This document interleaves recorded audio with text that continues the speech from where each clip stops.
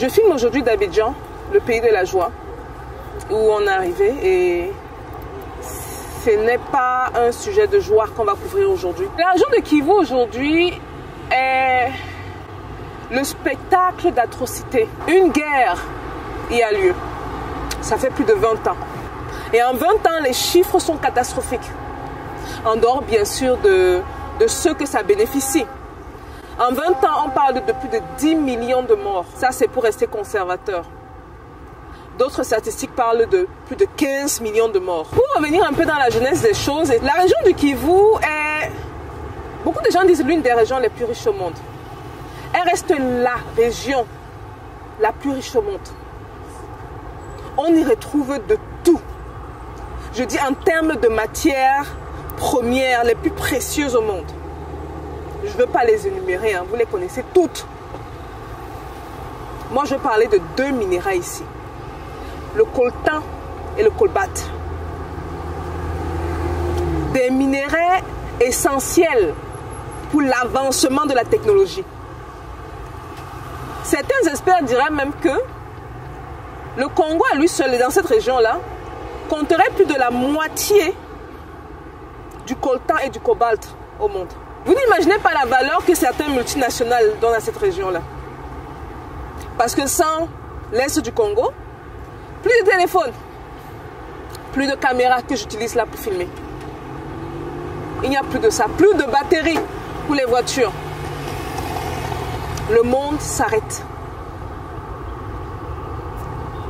Durant la dernière Assemblée générale, où j'ai partagé sur cette chaîne-ci les discours de plusieurs présidents ou représentants, que ce soit le Burkina Faso, le Mali, les résistants, quoi, les panafricains, et ceux qui ont pris le temps d'écouter le discours du président congolais,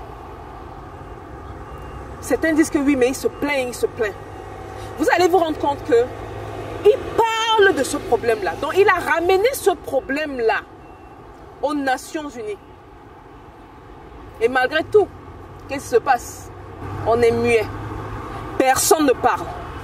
En ma qualité de garant constitutionnel de l'intégrité territoriale, de la souveraineté et de l'indépendance de mon pays, de la bonne tenue de notre nation ainsi que du bien-être de mes concitoyens, j'ai instruit le gouvernement de la République d'entamer des discussions avec les autorités onusiennes pour un retrait accéléré de la MONUSCO de la République démocratique du Congo, en ramenant le début de ce retrait progressif de décembre 2024 à décembre 2023. Tel est le sens de la démarche actuelle de notre gouvernement, qui a adressé un courrier au président du Conseil de sécurité des Nations Unies en date du 1er septembre 2023, sollicitant l'accélération du retrait de la MONUSCO. En sus du retrait accéléré de la MONUSCO, la République démocratique du Congo réitère sa demande au Conseil de sécurité de l'ONU de sanctionner toute personne physique et morale reconnue comme auteur, co-auteur et complice, matériel et intellectuel des crimes de guerre et contre l'humanité, ainsi que des violations graves des droits de l'homme, du droit international et de la Charte des Nations Unies sur le territoire congolais. Cette vidéo est une autre vidéo supplémentaire qui vient mettre la lumière ici sur une région qui dénombre des millions de morts. On vous parle de plus de 10 millions de morts. On vous parle de plus de 4 fois la population du Gabon. Vous prenez 4 pays, c'est comme si on décime toute une population. On va parler du pourquoi, parce que c'est important de parler du pourquoi, en espérant que ma voix porte. J'ai une communauté puissante, j'ai des personnes très puissantes qui suivent cette chaîne-ci. J'aime bien souvent me vanter du pouvoir financier.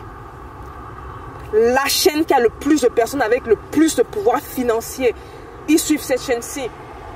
Et ayant ce pouvoir financier-là, ils peuvent également avoir le pouvoir d'arrêter les choses.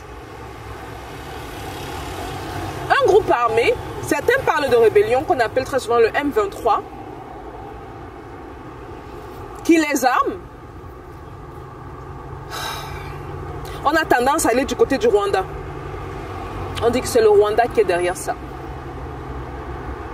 Contrôle la région.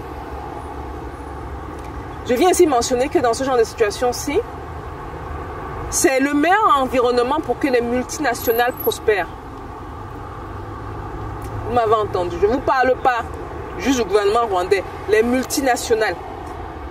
Parce qu'un groupe armé ne se lève pas n'ayant pas de l'argent. Parce qu'il faut financer ces armements-là. Et une arme, ça ne coûte pas 1000 francs ou 2000 francs. Où trouve-t-il les ressources?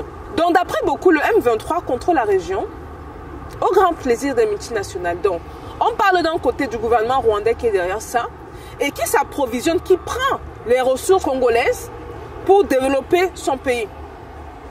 D'un autre côté, on a les multinationales de partout, surtout celles qui sont orientées tech. On a des multinationales également qui viennent se servir à leur gré. Mais il y a également des citoyens qui trouvent dans cette région le moyen de se faire de l'argent. Des citoyens africains ou non africains. Quand on dit vraiment que... Je pense que le monde est coupable de quelque chose dans ça, les gars. On regarde un peu trop le Rwanda ou les multinationales, mais le monde est coupable de ça. Vous allez rencontrer des Asiatiques, des Européens, des Nord-Américains, des Canadiens, des Américains, des Sud-Américains, dont on parle également du côté de l'Amérique du Sud, des Africains. Pourquoi ça ne cesse pas?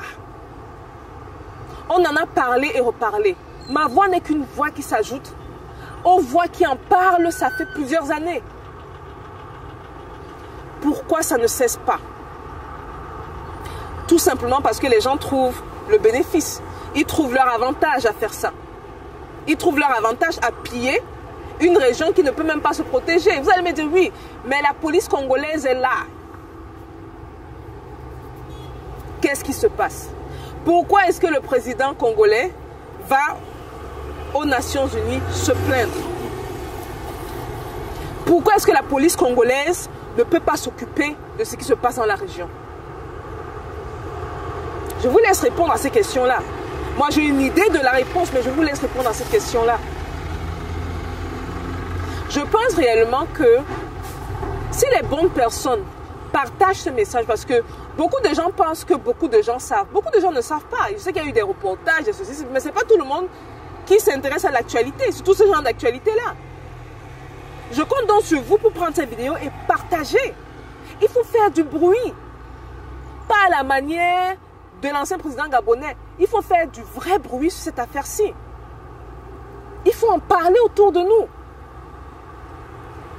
Parce que seulement en augmentant de awareness, en augmentant la visibilité de cette affaire, on pourra faire une grosse différence.